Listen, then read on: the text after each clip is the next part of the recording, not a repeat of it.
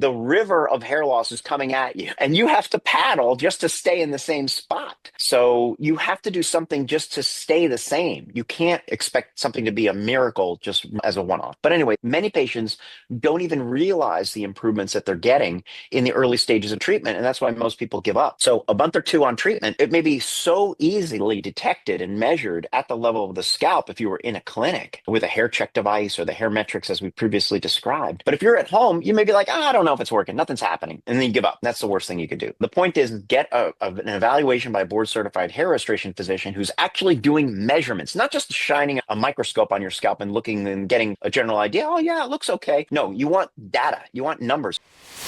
All right. Well, it's a real pleasure to have Dr. Alan Bauman on the show today. Welcome. Thanks, Laura. Great to be here with you.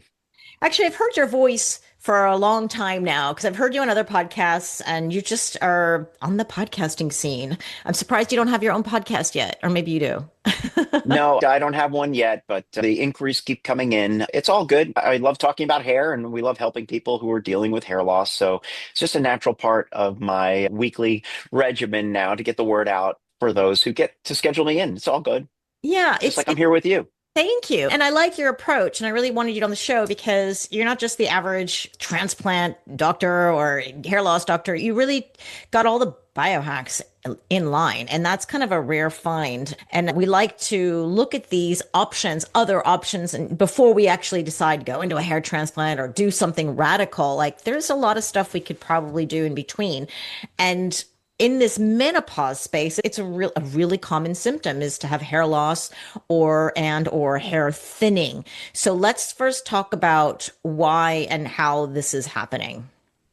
Yeah, so the most common reason for hair loss is hereditary or genetic causes, right? So in the family, you might notice that you have male pattern hair loss and you may have female pattern hair loss or a combination.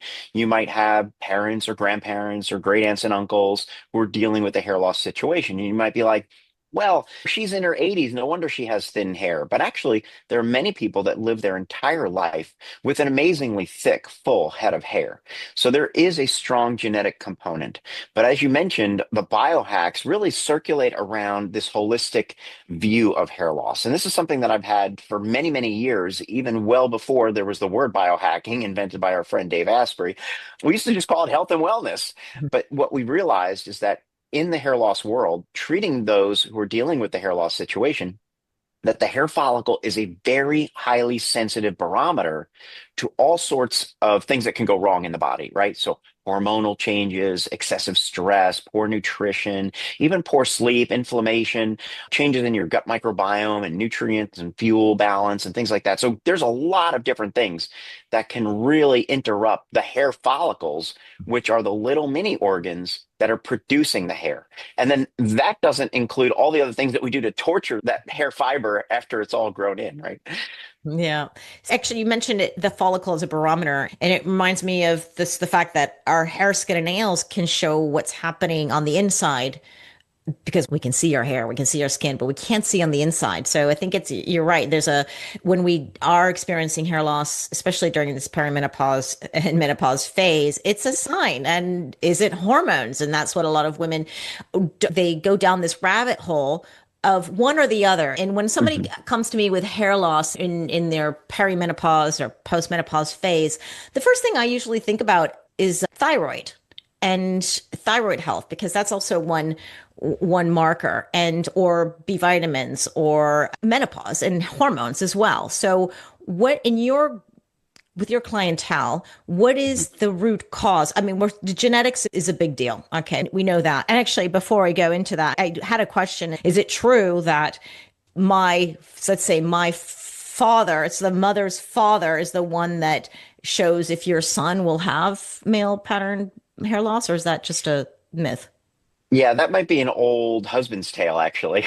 So, what we do know now, just going to the genetics, is that there are hundreds of different SNPs, single nucleotide polymorphisms. Those are the genes that contribute to whether you're going to experience hair thinning, hair loss, and the pattern, the speed, and the extent of hair loss that may occur over the course of your life. I mean, We do genetic testing today for a variety of different reasons when it comes to hair, not only nutrigenomics to see, for example, what are the things that you're predisposed to be deficient in, right? So you could be predisposed to be deficient in minerals and collagen and a whole host of different things. But we also do that genetic testing to see what treatments are likely going to fit for you in terms of response. So what metabolic pathways could we influence based on your genetics more powerfully?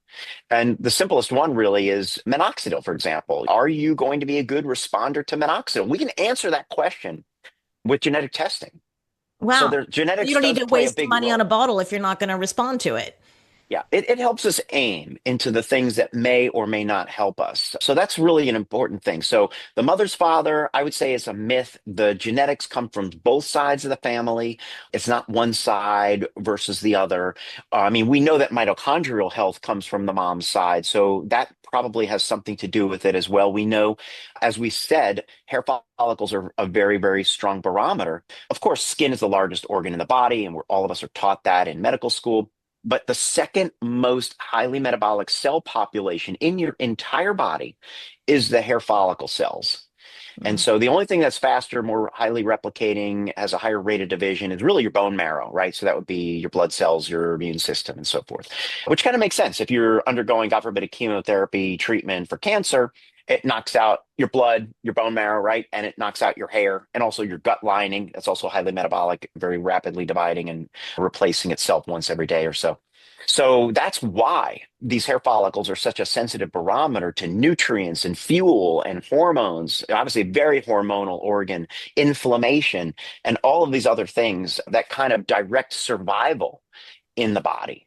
If you're under a severe trauma or a nutrient depleted state, your follicles are going to be turning off to conserve that energy for something else. So you mentioned the follicles already several times now, like how powerful that is and is a barometer and the follicle is just so people can get a visual and understanding if they don't know what a follicle is, right? This is the end of your hair, but you could probably explain it a lot better than me. And why is the follicle so important and not something else? Yeah, the hair follicle is a very complex mini organ that lives in your skin. And of course, there's millions of them across your entire body, but about 150,000 of them on your head. And they cycle on and cycle off. They contain roughly about 100,000 cells. And they're about the size of let's just call it the lead that sticks out of the front of the pencil, right? So it's about a millimeter across and about 4 to 5 millimeters deep. So it's a very tiny mini organ. If you imagine for a moment that a hair follicle was like the size of a tree, then the hair fiber is kind of like a garden hose, right? That comes out of that. And so, just in terms of size, and a cell would be the size of, let's say, a basketball. So, the follicle is like a tree, the garden hose or a fire hose is like the hair fiber, and then the basketball is the cell. And so you can imagine how many cells fit into a tree, right? So we're talking about tens of thousands, if not 100,000 cells in each individual hair follicle. And they cycle on and cycle off naturally. So a full head of hair will normally shed about 100 to 200 hairs. And this is the follicles transition from a growing phase into a resting phase and then back into a growing phase again. And so there's anagen, catagen, and telogen. This is what every hairstylist is taught in their education, that hair follicles cycle through the anagen or the growing phase. And then at some point, probably 5 or 7 years later, they turn off and they degenerate. That's the catagen. And then they rest. That's the telogen phase before they start to click on again and start up on an anagen phase. And in between the resting and the growing, you get the hair shaft or hair fiber, if you will, that sheds from the scalp or wherever, essentially. Mhm. And different hair follicles in different places on your body, like your eyebrows or eyelashes, have different lengths of anagen and different speeds of anagen. So that's why when we transplant hair follicles from the scalp onto your eyelashes or into your eyebrows, they come with scissors because you've got to trim them because the anagen is very long. Um, Wow. Yeah. Interesting. Oh my God, we're going to take a deeper dive into that because I Hmm. think a lot of women in this space, including me, have eyebrows. Part of our eyebrows are not growing. Right. So you mentioned thyroid, which is a common hormone abnormality in women. And of course, getting to the root cause of your thyroid problem is probably beyond the scope of conversation today. But let's just say too much or too little thyroid is not so great. I mean, it can mess up your eyebrows, it messes up your hair, changes your hair texture, and even thyroid replacement, right? If your thyroid's failing, sometimes that's not so good for hair either, because it's not like a thermostat in your room, which is keeping your degrees at 72 degrees. If you're thyroid replacement, you're spiking up the thyroid probably, and then it's crashing back down over the course of the day. And then you're spiking it up again, and pop, pop, pop, pop, pop. It goes on and on. And probably the hair follicle doesn't love that. But that's just my impression that thyroid treatments doesn't fix the hair, and thyroid problems can really degrade the hair also. So it's almost like you got to fix what the main root cause of that thyroid problem is. Yeah, that's the root cause. That's the thing is the root cause. I guess that's the pun intended there is so Exactly. vital because you could be going down the wrong rabbit hole if you think it's thyroid and it's not thyroid, or if you think it's hormones and it's not Right. hormones. So how do you How do we figure figure that out? that out? Yeah, Yeah. because I think about hormones, not only women going through menopause, but even my daughter when she was going, I think it was I don't know, 7 years old more or less, or Mhm. younger, she had straight thick hair and then suddenly just starts to get curly. Or people, Mm. that's a clear, it must be a hormonal thing. Maybe it's genetic. I don't know. But what's going on? To me, if you think it's hormonal, then it can happen in your childhood, it can happen in menopause. Well, texture changes, color changes, and of course, the volume and the quantity of hair, all of that could be genetically predetermined. Not to say that we can't fight it, because we certainly do every single day. But even women of childbearing age could undergo a female hair loss problem. And for example, PCOS, polycystic ovary syndrome. Whether you have the cysts on your ovaries or not, there's a whole syndrome of symptoms that occurs when androgen sensitivity or androgen balance is out of whack. And so if you're highly androgens are the male hormones, right? Men and women have both, right? And so men have a little bit more, women have a little bit less. But if you're highly androgen sensitive as a woman, especially during the years of childbearing age, then that can look like PCOS. Your skin can get oily and you could have acne and you could have oily scalp and you could have weight gain and other inflammatory signs, as well as female pattern hair loss. So that's one of the most common things that we look for in our young women of childbearing age. And then, of course, if they get pregnant, hopefully they will, and then childbirth, that's another hormonal shift, right? So the hormones are raging, they're all estrogen, progesterone, all that stuff is cranking during pregnancy. And then at childbirth, it's crashing back down to normal. Well, most women notice that during pregnancy, their hair is growing like gangbusters. That's a change in the anagen to telogen ratio. What I mean by that is that more hairs are now in the growing phase. And so the head of hair will feel more voluminous because those hairs are not turning off like they normally would. You're not shedding as much during pregnancy. But then all of a sudden, after pregnancy is done, or if you terminate the pregnancy, the same thing, the hormones crash, then you're going to get a massive shed as those ratios of growing versus resting go back to normal. And so it's very common after childbirth for women to complain of a synchronized shed that happens about a month. It's called a month or two after childbirth. And sometimes that reveals an underlying tendency towards female pattern hair loss, where they really lose a lot of hair in the frontal zone or even recede in the temples. And it could take a year for it to basically rebound. And sometimes it just doesn't rebound. That's an insult to the hair follicle metabolism that just carries on and becomes female pattern hair loss as they continue to age. Yeah. Now, how do we then, what are these red flags or the earliest red flags that hair loss? Let's talk about, because we're not going to, there's so many things we could talk about in terms of the hair. Let's talk about hair loss. Mhm. What are the red flags showing that the hair loss may be hormonally driven? Happening. First of all, we don't know exactly when you're experiencing either shedding or what some people call breakage, which, sometimes the breakage is not actually the fiber physically splitting, but it's that interruption in the hair growth cycle. And you see all those little tiny hairs. Those aren't like broken hairs. Like the hair didn't grow and then snap at the end. It basically just interrupted the growth cycle. So now you have all these little tiny fuzzy hairs in between the long, beautiful ones. Those are signs that there's maybe something going on that we need to take a look at. Maybe your ponytail volume has changed. So you're going from wrapping it once or twice. Now you're wrapping it 3 or 4 times around. That tells you that your overall volume is shifting. pretty rapidly, actually. And as I mentioned before, sometimes it affects the temple. So there's some signs in the temple areas where you have a little bit less hair density and coverage in those zones. Again, the changes in texture, sometimes changes in color, could also be signs or symptoms of something's going on. Or if your scalp is, like I said before, oily or even dry, or if it's itchy or inflamed, we definitely want to take a look and see what's going on. So all of those constellation of symptoms, that's what we start with when you come in for an evaluation. So we talk about what is going on in your lifestyle situation. What is your nutrient and fuel situation? What's the inflammation? Your stress management skills? Are you sleeping? What are you going through changes? Is it perimenopause, menopause? What else is happening in your body, digestively, reproductively, you name it? And those are all comported together in conjunction with the measurements that we do. So we want to look at some different areas of the scalp in the back where things are mostly permanent, unless you've been doing some hair extensions back there. That should be relatively stable near the occipital bone, which is the back of the scalp. And we compare that to other areas that might thin out, like the crown, where the swirl is called the vertex, or the frontal zone, or the temples. And we'll actually use a microscope on those areas to measure how much hair there is. So we'll get a hair density count, right? Hairs per square centimeter. That's a density number. And also, the AI powered microscope will actually count and rate each hair in terms of their thickness. So we get an average thickness rating in each zone, which tells us if the follicles are producing a thinner, wispier hair over time.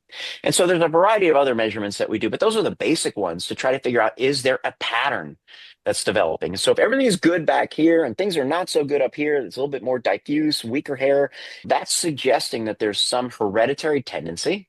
And then, so that's the metrics, right? And then we look at the signs and symptoms and the whole person holistically to figure out what's going on. And then we run some blood tests if we need to. So if something's hereditary and you go look their genes and they not a good candidate for minoxidil, then what is the thing? Because I would imagine that you taking such a holistic approach and you're looking at so many things, nutrition and sleep and stress, and I'm hoping that you give a protocol for that as well.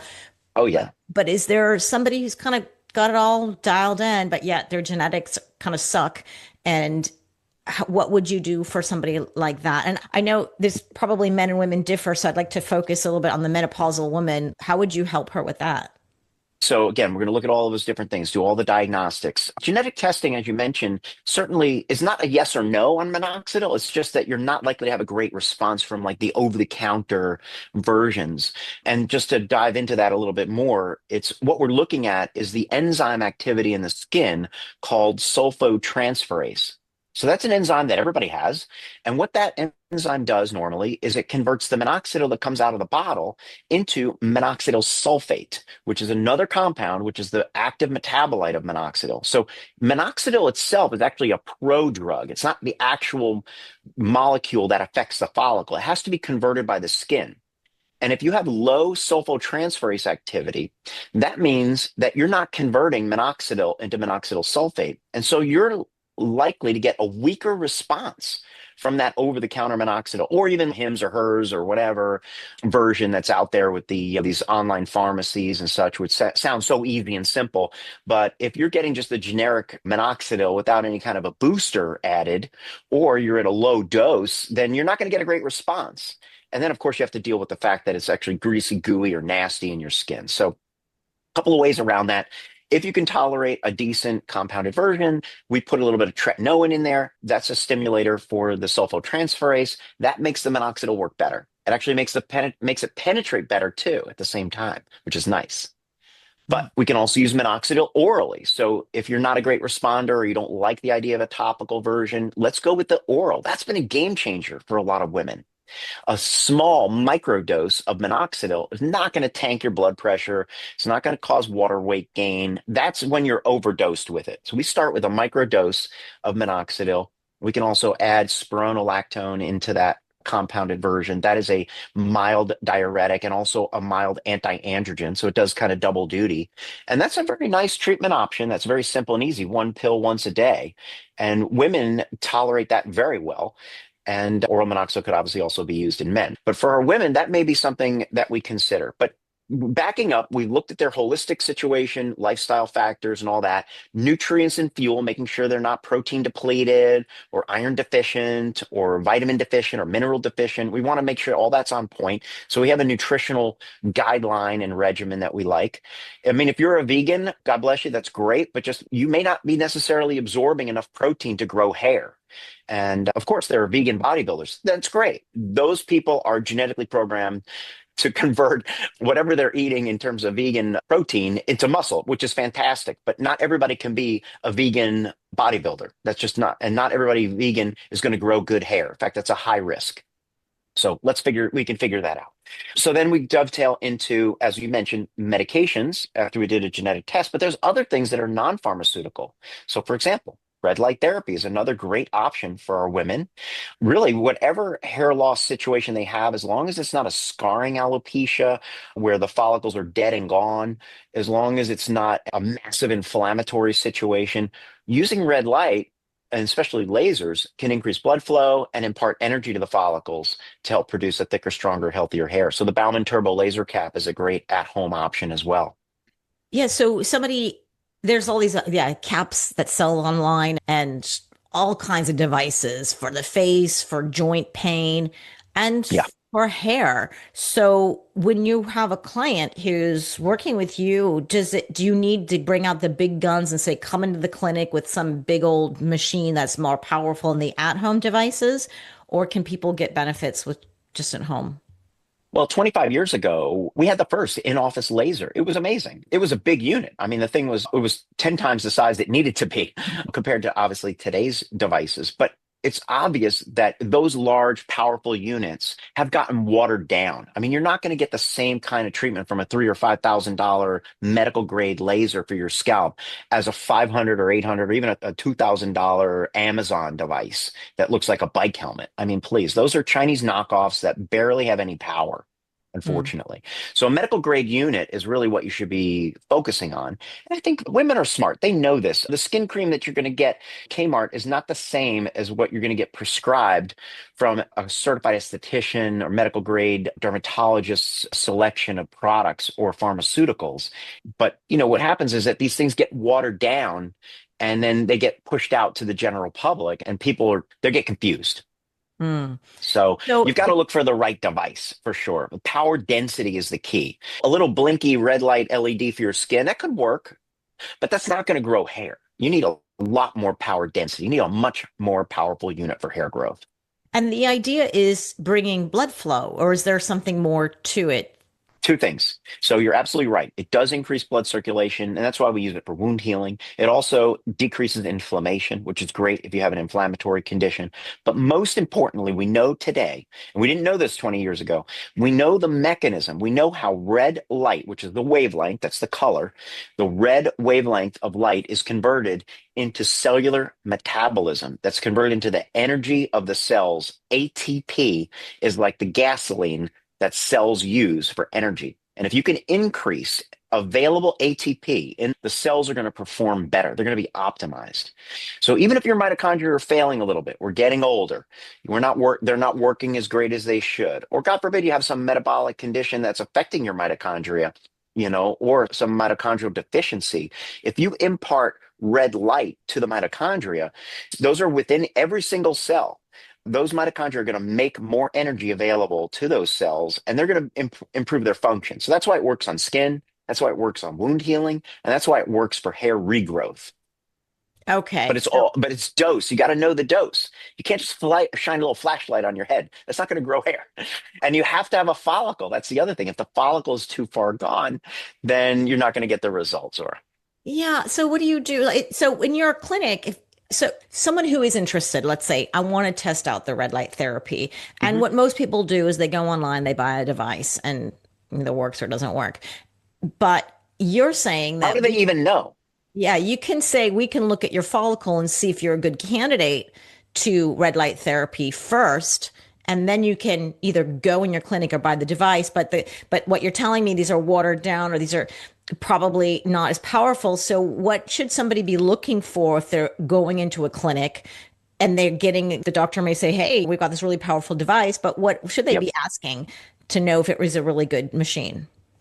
Yeah. So, I mean, first of all, before you even go shopping online for some miracle cure, please get an evaluation and get a measurement because hair loss is a chronic progressive condition that gets worse with time. And so, a treatment that helps you keep your hair may not be that exciting to you, but actually it might be a huge win. And that's a huge take home message for your followers and listeners because a lot of people come in, they're like, well, I tried this treatment for a year and it didn't do anything. Well, did you get worse? Well, I don't know, but I didn't get any better. Well, okay. Well, that's part of the battle. That means that you're fighting the fight. The river of hair loss is coming at you, and you have to paddle just to stay in the same spot. So you have to do something just to stay the same. You can't expect something to be a miracle just as a one-off. But anyway, the point is that many patients don't even realize the improvements that they're getting in the early stages of treatment, and that's why most people give up. So a month or two on treatment, it may be it may be so easily detected and measured at the level of the scalp if you were in a clinic with a hair check device or the hair metrics as we previously described. But if you're at home, you may be like, I don't know if it's working, nothing's happening, and then you give up. That's the worst thing you could do. The point is get an evaluation by a board certified hair restoration physician who's actually doing measurements, not just shining a microscope on your scalp and looking and getting a general idea. Oh, yeah, it looks okay. No, you want data, you want numbers. And you know from the biohacking world, how much REM sleep and deep sleep you got. You want to count how many calories you've got here. You want to know the ATP production levels. You want to know your metabolic resting rate. You want to know your body fat percentage. I mean, come on. VO2 max. These are things that we measure and monitor today for our health.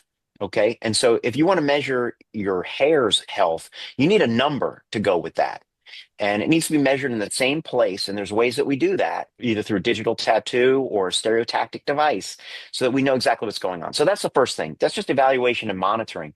And what treatment is right for you? Well, that's a discussion with your hair restoration physician. That's not like, let's see what comes up on my algorithm today. So that's really not an appropriate way to do it. I mean, how do you know what even you're treating? What if you're iron deficient? What if your ferritin is like 20? Well, it's in the normal range, but that's not enough to grow good hair. But you didn't know. You think that, oh, I'm going to use minoxidil and laser and I'll be good. No, you need an evaluation, a medical evaluation to treat the situation. Even though it's cosmetic, it's a medical problem because the hair follicle is an organ in your body. It's Hmm. an organ. It's not Yeah. like painting your nails. Okay. And we didn't even get into all the stuff that women do to treat their hair fiber, right? Color, perming, chemicals, heat.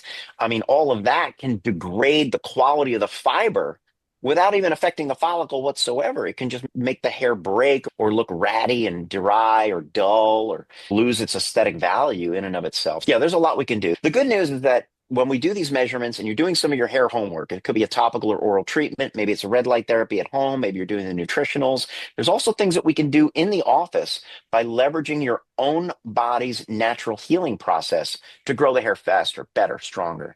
And I know you know about PRP for the skin, but there's other things too for scalp that we can do that are really exciting.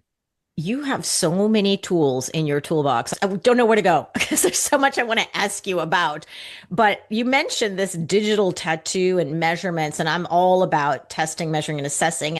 And Mhm, I'm somebody who tests different hair supplements and rollers and serums and stuff, but I don't measure with that. I take photos because I always feel like mhm, I'm going to forget, and maybe there's something there. So, mhm. how good is it just to take the photos? And two, where can I get this digital tattoo to actually measure and see the differences with the hacks that I'm doing? Yeah. So everybody wants to know in their consultation, Doc, when am I going to see the results? And I always say, well, that's how we look at it is going to determine when we are going to notice the results. So if we're measuring literally microscopically how much hair is growing on your scalp or how thick those hairs are, that's a very sensitive measurement, right? We're going to see those changes very quickly within about 90 days when you come back in and we repeat those measurements. But visually, with the naked eye or just feeling it on your scalp, and women and men are also pretty good at feeling how much hair they have. I know I'm a little bit thin in the back. I can feel it. But that to see and feel improvements takes 6 to 9 months minimum, and maybe even up to a year to know exactly. And so if you're taking a photo, I will just impart you this information that you could have a change of 50% of your hair density, and it still looks about the same on a photo. Well, then And that's that's been useless because you want to scientifically look proven. good, right? With your hair. Yeah.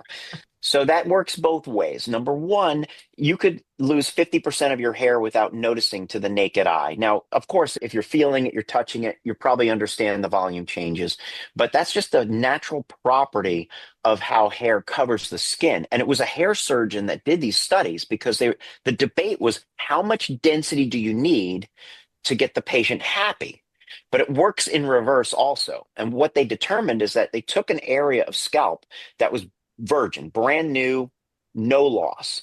And they pulled out a certain amount of hair and they took a picture of it. It looked about the same, like 20% of the hairs looked about the same. Pulled out another 20%, 40% of the hair missing, looks about the same. Took out another 10% of the hair. Okay, you've lost 50% of the hair in that area. Now it's starting to look thin. Well, And who then they signed did, up for that experiment? yeah, some brave souls, let me tell you. And it works in the other direction too, because obviously those folks who follow me know that I transplanted my dad when he was in his 60s, and he went from a completely bare scalp to a full head of hair using transplants. And now it was a couple of sessions and it was the old style work, obviously a little bit more invasive than what we do today. But how did we get coverage using only the hair around the sides and the back? Well, it's because he didn't need 100% of the hair back to get coverage. He only needed a certain percentage, right? So let's call it 40 something percent of the hair was all we needed to get it to look pretty good under most conditions. So he looks like he's got a full head of hair, but mathematically he does not. Now, don't tell him. No, I'm serious. But You the know, photos are a pretty good measure because then you'll see if you're satisfied or not. right. Even So but it doesn't mean that the product's not working. You may just need more time. we always do photos in the beginning. So if you come in for a PRP treatment, or you're coming in for transepidermal delivery, which is no needles, or the new Follicle laser, which is a fractional laser that's FDA cleared for hair growth, those are in-office treatments. We are certainly not only going to measure you, but we're going to photograph you 6 ways from Sunday. I have a 360-degree hair orbit system, which rotates around your body with a video camera. Actually, it's an iPhone system, and it rotates all the way around and takes a standardized photo under specific lighting in my photo studio. And we also take a dozen photos of all different angles so that we can track your coverage over time. So, yes, everybody wants to see their before and after photos, but it takes time to get the hair to grow so that it improves the coverage, you know? And that's And probably why sometimes these things fail because there could be some fabulous products or tools or techniques out there, but you're not noticing the difference. You may push through for 2 or 3 months and go, you know what, it's not working. When in fact you may need 6 to 9 months or correct. more. So That's patience absolutely correct. is the So key. the hair growth rate is about a centimeter a month, which is between about a quarter and a half inch a month. So if you have 2 months of use, even if you had an amazing miracle cure, 2 months, it's only about an inch, not even. Yeah. Okay. So that's not a lot. In 8 weeks of putting something on your scalp twice a day and using a little helmet or whatever, it's like a lot of work. And like you're thinking 2 months is like good, but that's literally this much hair. Yeah. If you're on So it's not YouTube, enough. yeah. It's Yeah. not enough. You got to give it time. So we always say, listen, let's measure, let's record, let's follow it. So every 90 days, we're doing the measurements. And sometimes the measurements go up like stairway to heaven. It's great. And then other times it goes up a bit and then it plateaus out and then it goes up a little bit more. And sometimes we need to change our regimen. And that's why hair loss management requires a physician. Otherwise, if it was just a cookbook or ChatGPT, you wouldn't need me. Yeah. Yeah. So, do you work with patients generally on a 9 month basis? Or you say, look, this is it, we have to commit, and they do? Or how does that look like? Or do people just go, I need the hair transplant, I want to look good tomorrow? Okay. When people commit to their hair loss problem, that's a lifetime commitment. That's not 9 months. Okay. But the expectation is that we're going to measure you every 90 days if you can come in, and we're going to track your progress. So we're going to know what's working and what's not. Just like if you were on a nutritional program or an exercise program or any kind of fitness, whether it's brain fitness, muscle fitness, bone fit, whatever, we're going to track you with metrics so we know what's working and what's not.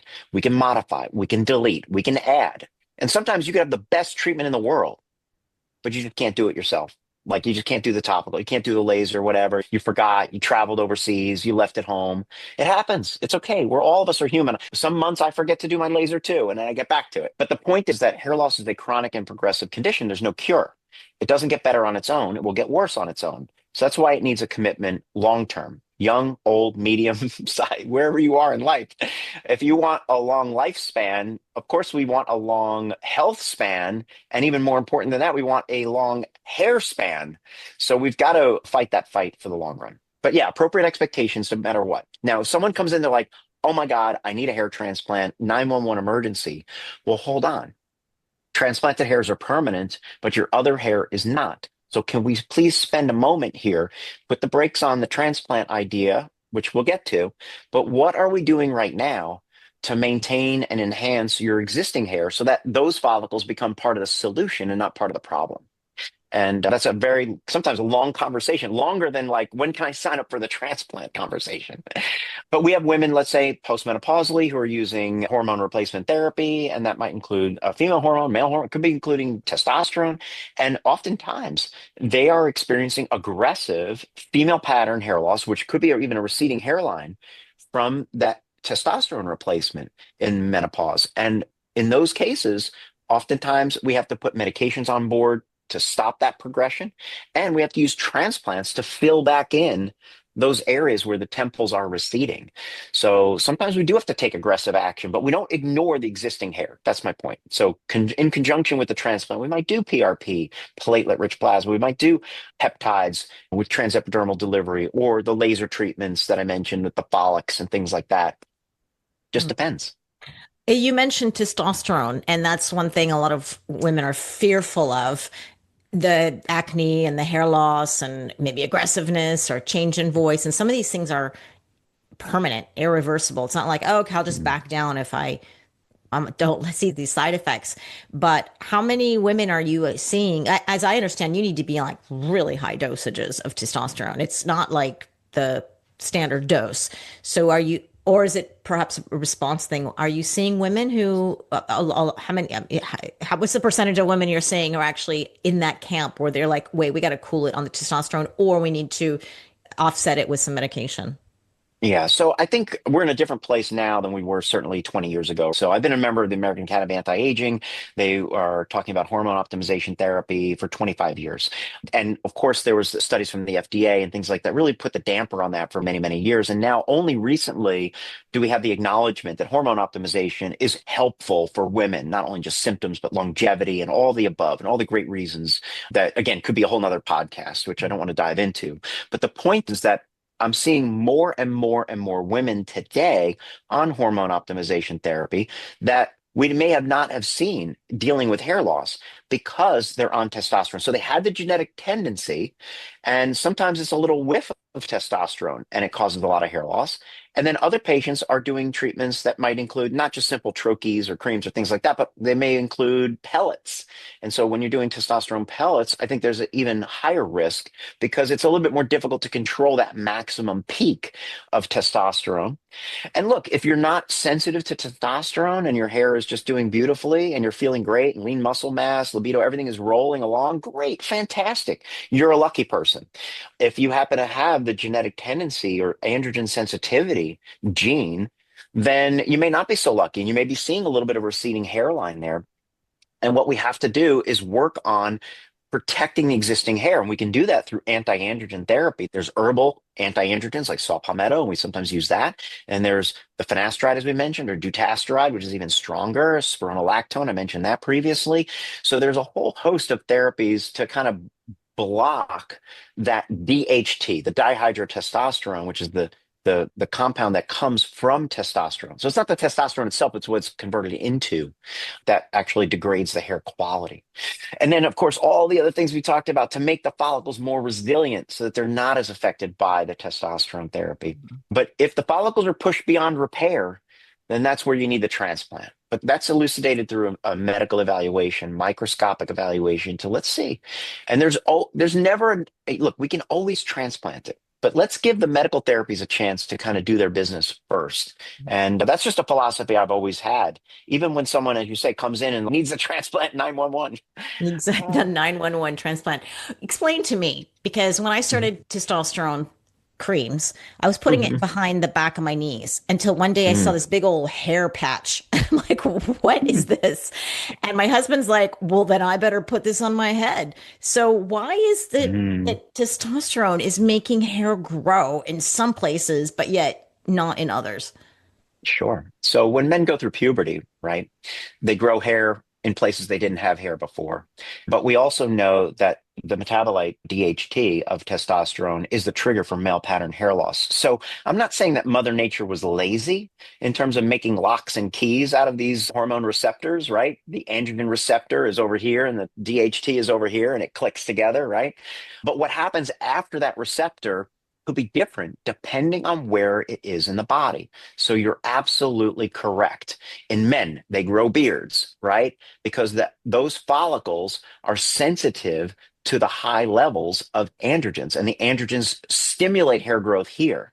But if they're sensitive to androgens on the body, most commonly, they're also sensitive to androgens up here, which causes the reverse action, which is the miniaturization. So it's just an observation I've made over the past nearly 30 years of being in the world of hair loss is that when you have excessive body hair, and this goes for men, obviously, usually they're also accompanied by significant male pattern baldness.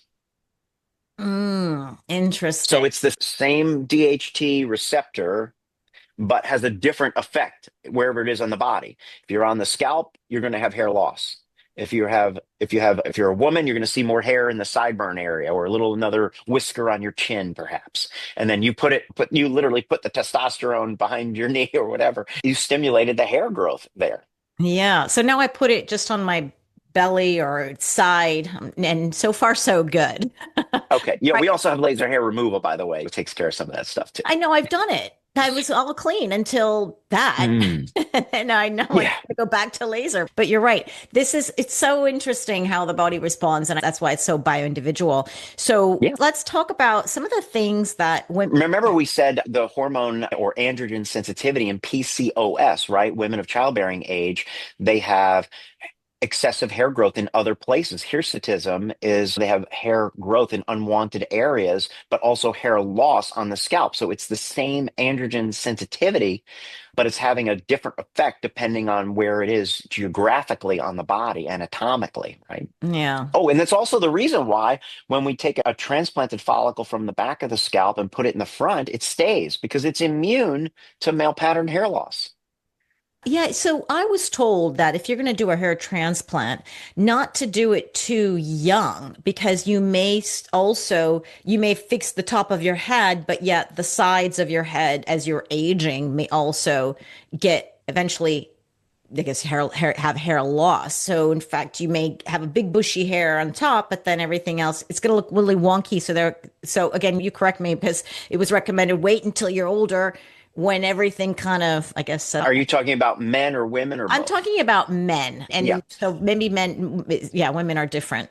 So in men, for sure, the hair around the sides and the back of the scalp is immune to male pattern hair loss. It's resistant to that DHT. So whenever we put the hairs in the new location, they're going to grow relatively permanently. Now, remember, we now have a holistic approach. So there are senescent cells in the follicles that occur to greater extent as we continue to age, and how our body clears that out might be different one person to the next. When we get to 60, 70, 80, 90, 120 years old, we don't know. And then there's also stem cell escape. So these are other factors. So we didn't even touch on inflammation and poor nutrition and medications that cause hair loss, like statin drugs and blood pressure meds and mood modulators and all the other stuff, and Ozempic and weight loss drugs. So all that other business, right? So that's going to affect all your hair. Mhm. But in men, it's relatively permanent. So that's why transplants always work. Like my dad, he was 60 something years old. He lost all of his hair on the top of his head. He had amazingly thick, full density. We used it. And today, to this day, even different color, still has all his hair from the transplants. It didn't go away. Now, in women, sometimes you have more of a diffuse loss. There could be some other hair loss conditions that are obviously beyond the scope of our conversation today. There's dozens and dozens of different autoimmune conditions that have different patterns, inflammatory conditions, frontal fibrosing alopecias. Alopecia is the general term for hair loss, not just female hair loss or male pattern hair loss, but other things that could degrade the hair from literally destruction of the follicle and a disruption and scarring of the skin. Some of that may be even related to moisturizers and sunscreens. which is not so good to hear. But the point is, that's why an accurate diagnosis will be able to help you. But the idea of waiting until the hair loss is severe before you have a hair transplant, that we don't follow anymore. That is not something that is a common theme in terms of what we do for transplants today. We can protect the existing hair, and our instruments are so small, we can go between the thinning hairs so that you will never ever look like you needed a hair transplant. So that's the good news, I guess. Taking action early, as long as you have that preventative stuff secured and documented before you start. Okay, let's talk prevention then. I've got so many tangents I want to go on, but you're one of the world's leading hair restoration experts. So what is the one mistake women in peri and postmenopause are making with their hair? Yeah, probably the most common mistake is causing a delay. And so I don't care if that delay is some TikTok trend, a rosemary oil garbage or something that may or may not have any kind of effect on your hair, but wasting time. So our take home message is time equals follicles. And what that means is that if you are prone to hair loss, and this applies to both men and women, it doesn't get better on its own. So if you are delaying, and I'm not saying delaying action because you could be thinking, oh, I'm being very proactive. I'm getting this multivitamin. I'm boosting up my biotin. And that's all fine and good. That could help a little bit. But if the situation is severe, you're putting a bottle of water onto a forest fire. That's not going to help. We need to bring in the big guns. So don't delay in searching for some miracle cure on Amazon or on your TikTok feed or whatever. Please just reach out and get some advice and get some measurements done. Even if you decide you want to do some things on your own, great, good, phenomenal. Aunt Mary said that the rosemary oil and It's and the and black and cumin rubbing it seed oil. That's the one. rubbing the onion and dipping your head in the rice water was so great and good. I'm all for it. I mean, look, maybe there's something to it. I always think there's a grain of salt somewhere, grain of truth somewhere in there. But who is it for and what does it actually do is a good question. So you want to do that? Great. Just come in and get a measurement. Just know where your baseline is. Unfortunately, it's not like an aura ring. You can't stick your arm and see where your hair loss is, get a blood test or whatever, and know how your hair is doing like you can your glucose or whatever. We just have to, yeah, you need a clinic. So I'm sorry. That's where it is. You're gonna have to come in and get a measurement for now until I invent something that you could do at home where it can measure. Yeah, it would be. But You got to make an app or a camera or something because this is what I'm hearing now is just get the data and figure out, do you need to bring the big guns out? Don't waste your time with the black cumin seed oil, which I thought was good, but and see, yeah. or maybe that's you just need some saw palmetto and you'll be fine. I don't know. So what you're saying is, yeah, it's probably better to know. It's like got hip pain. Well, go get the MRI because you could be messing around like me. I had osteoarthritis, didn't know, and I was trying everything. And then until you get the scan, and then they're like, yep, you need to bring out the big guns. Yeah, you see, the diagnosis is key. And again, people kind of slough it off. Even dermatologists today, they don't have the tools to measure, nor do they want to spend an hour with you, unfortunately. So if they can identify a mole in 3 minutes and set you up for surgery, I mean, great, let them do that. It's a precancerous thing, get it off. Fine. But they're not going to, the last thing they want to do is spend an hour trying to figure out what's causing your hair loss. They're going to throw a bottle of Rogaine at you and send you out the door. Not a good plan. So get an appropriate diagnosis, or it's the other end of the spectrum. You're at some research facility at some ivory tower or hospital, and they think that you have some esoteric problem, and they're enrolling you in some major clinical trial for some bizarre new thing that they're going to try on you. Don't know, please. Where the rubber meets the road is a clinic where they treat hair loss on a regular basis, day in and day out, and they have the therapeutic interventions like we do. But yeah, time equals follicles. That's truly the take home message for your followers today. Get an evaluation. Just have a chat. We can figure this out. Send in the blood work. We'll take a look at it. So somebody wants to says, okay, I'm convinced now. Not I'm like, okay, what do? I got to go find somebody. I'm in Portugal. You have people listening Mhm, who are in the States or Canada or France. How do they mhm. find a hair specialist? Yes. So the cool thing is that even though I'm based here in Boca Raton, Florida, and many of our patients are in the local area and are lucky enough to just pop on by, a huge number of patients, and let's almost 50% of our patients start their journey virtually with us. And today, like I'm on a call with you now, recording this interview, we could be chatting about your hair loss situation. You could have emailed me in the blood work. And of course, I can't do the measurements over the phone, right? Over the video. But we can look at different areas of your scalp and try to figure out maybe what are the easiest things to do. Now, not everybody can come in, fly down to Boca, but I do have a satellite office in New York as well. But we consult with patients from across the globe, all four corners of the world, really, when it comes to hair loss situations, because there are only maybe 500 to 1,000 hair doctors in the world, and only a couple of hundred are board certified, and that's it. And most of them are focused mostly on surgery. My practice is a bit of a unicorn in that way.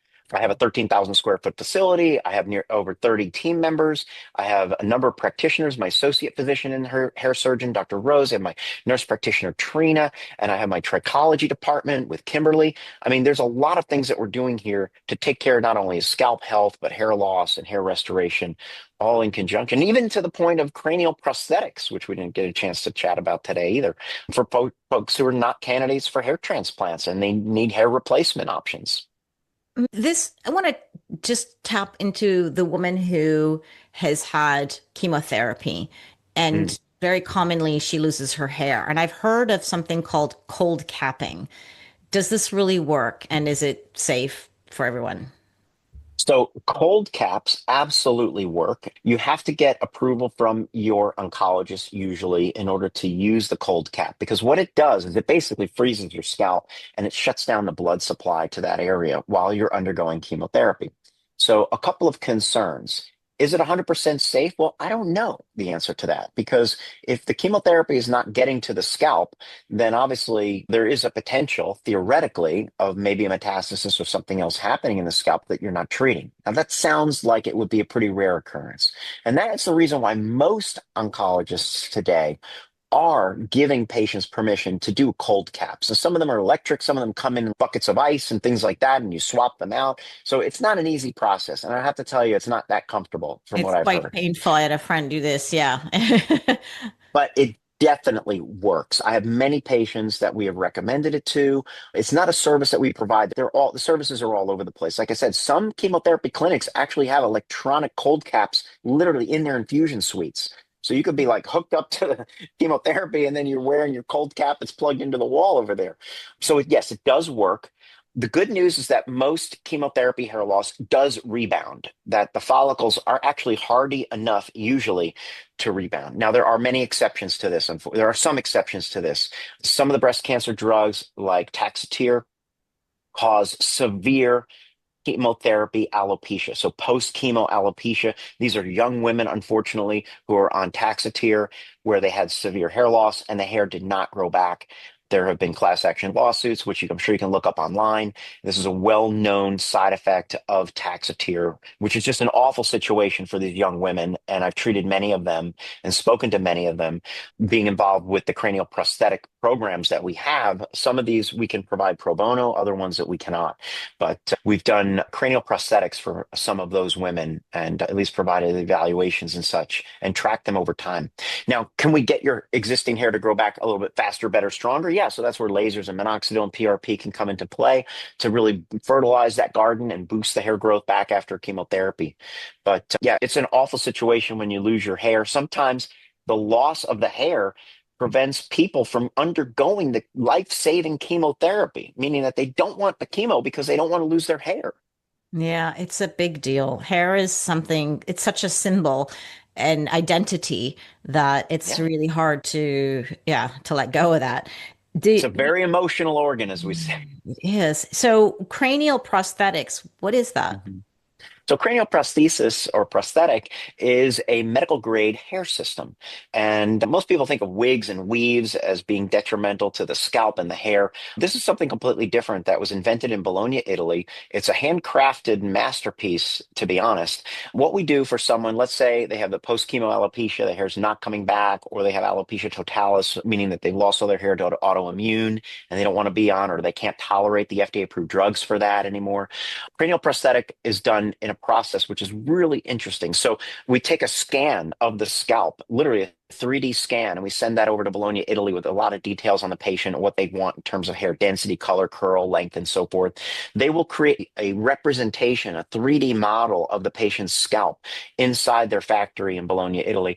And then they'll create a second skin, literally a polymer that's tuned to the right color and thickness. So it feels and looks just like skin. It's a breathable item. And then they will implant literally tens of thousands of hairs into that second skin in an extremely artistic way, not just the hairline, but also the swirl in all of the correct natural patterns.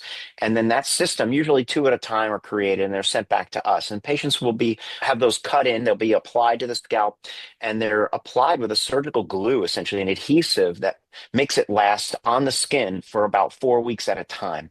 So every month they'll come in, the system will be removed, and then the scalp will get kind of a spa treatment, if you will, exfoliated, moisturized, cleansed, and then the system will get treated. And maybe they have a spare system. They wear one and rest another for longevity purposes. But these systems, they can go swimming, they can shampoo it, they can color it, they can do all these things. Obviously, it's not growing, so this hairstyle is pretty static, but they may have several different ones that they use. For monthly use, let's say, as they go through the process. So it's a pretty amazing thing. For women, it's a nice option if they have a lot of hair thinning as they continue to age and they want something that looks more voluminous than their own natural hair. The cranial prosthetic, or CNC as we call it, is really nice. Never heard of it. That's Yeah. amazing. And it's like getting your nails done. You go to the salon, I guess, every 4 weeks, and then you get your hair or your cranial Swapped prosthetic out. done. Yeah, So, you get it swapped out. how much does that cost at ballpark Well, figure? yeah, I mean, those can be quite expensive. And of course, they're not permanent. They do wear out. They usually last for about 3 to 7 years, depending on how well you take care of them and your lifestyle factors and sun exposure and things like that. Also, how they react to your skin could play a role too. But it really depends on the length of the hair and the rarity of the color curl and other qualities that you might choose. But a cheerleader version, right, which goes down to your hips, let's say, that could be somewhere in the neighborhood of 12 to $15,000 for cranial prosthesis of that type. But obviously for men, shorter lengths, much less expensive, maybe in the realm of like 6 to 10,000 potentially, depending on the size. So the size of it and then the length of the hair, all of that goes into the calculation.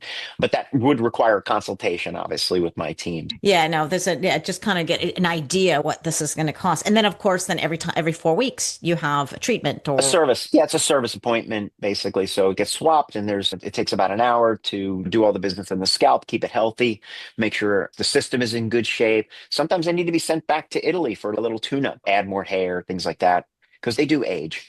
But they are pretty amazing. I mean, we have A-list celebrities and average everyday folks who use them on a regular basis, and they're pretty incredible Mm. because they're unprocessed human hair. So the hair library in Bologna has been ethically sourced. We're not talking about shaved Uyghur hair or whatever from China or something like that, which is a thing out there now.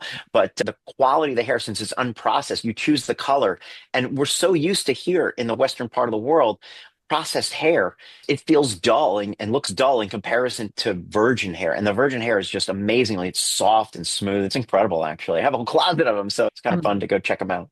That's amazing. Well, the technology keeps changing over and Yeah. over again. And I have a lot more questions. I'm going to have to let you go because this is just too interesting. And there's so many ways we can go down. I wanted to talk about the serums and the derma Yeah. rolling and PRP and PRGF, but I think that. Come on, what about hair follicle cloning and hair follicle stem cell banking that we have now? That's ready to go. Seriously? Oh my goodness. Okay. Well, give us a little taste of what that is because, yeah, I think we could go down another rabbit hole. But one of my questions was, what's the future of hair restoration? And it sounds like that's maybe quite the answer. Yeah, the researchers have been promising me hair follicle cloning, multiplication of the hair follicles for 20 years. And we don't have it yet, but I do believe with the advent of AI that the research is going to continue to progress exponentially. So to be prepared for that, because obviously the holy grail of hair transplant is not be able to not run out of hair, as we kind of alluded to. Like my dad had enough hair, thank God, to restore his full head, but many people don't. So hair cloning would be an option for that. We don't have it yet, but in preparation for that, we can take your hair follicles today and send them off for cryopreservation. So there's a biotech company that will preserve your hair follicles on ice for a small fee, obviously, indefinitely, which is very cool. no pun intended. And eventually, if hair cloning becomes available, they'll use those hair follicles as the source material. So I don't want to clone my hair when I'm 60, 70 years old. I want my hair cloned when I was 53 years old. That's why 3 years ago almost, I banked my hair follicles, right? Mm. But here's the thing, this biotech company is really super smart. Like they have some really smart researchers and scientists. So they can actually take some of those hair follicles that are on ice and they can now culture them, culture the cells. And so they can expand those cells dramatically and they can capture all of the chemical messages that come from those cells. And what they found is those, obviously they're coming from the skin, right? The hair follicle stem cells. They're giving off these messages, these growth factors and proteins and exosomes that will actually help rejuvenate the scalp, the skin, and hair follicles. So this is very exciting technology where you can have a personalized stem cell therapy derived from your own hair follicles on demand. And we can deploy that back into the scalp. Now, the research is ongoing, but what I can tell you is that the basic mechanistic research shows that the contents of these ingredients that are then going to be applied back into the scalp are 40 times more concentrated in terms of power. They have 40 times more proteins in it than PRP, for example, a basic PRP. So PRP is limited. Whatever blood test tube you get or syringe, that's how many platelets you get, and whatever is in there is in there. But this is taking a source cell and then expanding it, not infinitely, but exponentially, so that whatever that final serum that you get, very, very powerful. And so stay tuned. We're going to have more results to publish and present on that as we go along into the future. So we call that Stem Grow, GRO, and the company is Acorn. They obviously are great partners. We can harvest the hair follicle stem cells during your hair transplant or even just a regular visit. We just pluck the hair so we can get some biologic material. And then within 8 to 12 weeks, they can culture those hair follicles, some of those hair follicles, and give us back that stem grow treatment, which we can then deploy to your skin for skin rejuvenation or for your scalp for hair growth. Incredible. But this is the kind of thing we need to do when as soon as possible, like early on. Like you can maybe if you have children who are you're worried that they're predisposed to male pattern baldness or female pattern baldness, then you go, okay, let's pull them out now in your 20s so that maybe in your 50s you can do the stem cells, right? Yes. Remember my take home message always time equals follicles. So, yeah, you need to have the hair follicles in the bank to be able to use them for these potential in the future. And maybe depending on when you had kids, I'm sure there are some listeners out there that maybe stored or banked cord blood. Today, you can bank the umbilical tissue for other things. But what we found, and again, this biotech company, Acorn, is amazing. They've already determined that the hair follicle stem cells can be turned into tissue that looks like bone, that looks like neurons that are serotonergic, that it looks like cartilage material, that it looks that it behaves like pancreatic cells or natural killer cells to fight cancer. I mean, this could be your spare parts solution as we continue to age. Because as you know, I'm sure if you're a biohacker and you're listening, you want that lifespan and health span. And that means getting some replacement parts going. Hopefully, maybe your hair follicles will be the source material for all your replacement parts. At least there's scientifically evidence that it could be. So cool. Before I I let you know, go, right? I just want to ask you because this world here that we have with these women, Yeah. we love peptides. Are there any Yeah. peptides that are helpful? I mean, assuming she's gone to the got her checkup, went to the hair see you or the hair restoration, and they say, yeah, you're a good candidate for peptides. Which ones are actually useful? Yeah, I'm a huge fan of peptides. I mean, me personally, I've used the BBC 157 for recovery and such after a workout, CJC at Morellin. But copper peptide is really the key if you're going to inject it. You can't do it on a consistent basis, but you can inject it on occasion. So copper tripeptide, copper GHK. We can also deliver copper peptides, zinc thymolin, PTBDBM, methylvalinate. Some of the great peptides that are included in my solutions that you could use at home. So we have an AM and a PM peptide solution that's non-pharmaceutical, which is really nice. And we can also deliver those peptides directly through the skin in the office without a needle using a device called TED. So the Alma TED is a transepidermal delivery device that uses sound waves. In fact, sonophoresis, which has been around since the 1960s, to disrupt the stratum corneum, which is the moisture barrier, and push the peptides through the skin at a very high rate of flow. So that's without a needle. It's totally painless. It's just a little vibration. Kind of sounds like a jewelry cleaner when it's rubbing along your skin up there. But that's how we deliver the peptides through the skin in the office. Those treatments are typically once a month for 4 months, and then you repeat it after a year. Cool. All right. You just gave useful list of peptides that we can discuss with our doctor or with you. I'm going to let you go because I could just go on forever. So let's continue conversation. If anyone wants to find out more about you, you are at Bauman Medical. I have links to your website, baumanmedical.com. You've got a newsletter and a Facebook, Instagram, YouTube. You're all over the place. And you've been on so many podcasts, and I'm just grateful that you made some time for us as well. And is there anything else that you'd like to leave us with or mention? Actually, you have an e-store. You've got turbo laser cap that you wanted to mention. I'm not sure if there's anything else we should be talking about before I let you go. You've hit all the highlights. Obviously, it's a pleasure to be here. So I'll just end with some gratefulness. Thank you so much because the words that we are speaking together are going to help change lives for the better.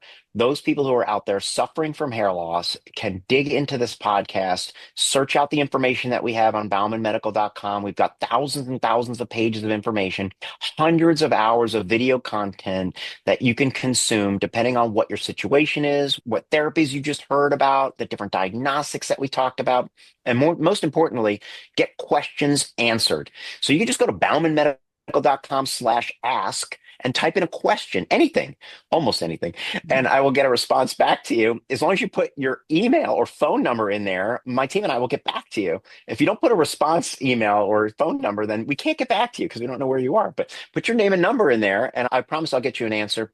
And of course, as we said before, many of our patients start their journey at baumanmedical.com and do it virtually, just like we're talking here, whether it be a Zoom call or phone call with photos and blood work or measurements, things like that we can do in the office as well. So whether you're here in Boca Raton, Florida, South Florida, or up in the New York area, we can see you in person or anywhere in the world from your home or phone. Bauman Medical is here to help you. Awesome. Thank you so much for your time. Thank you, everyone who's got to the end of the podcast. You're obviously as interested in this as I am. And I appreciate everything you do and keep growing that hair for everybody. Thanks, Zara. Great to be here with you. Thank you so much for having me on today.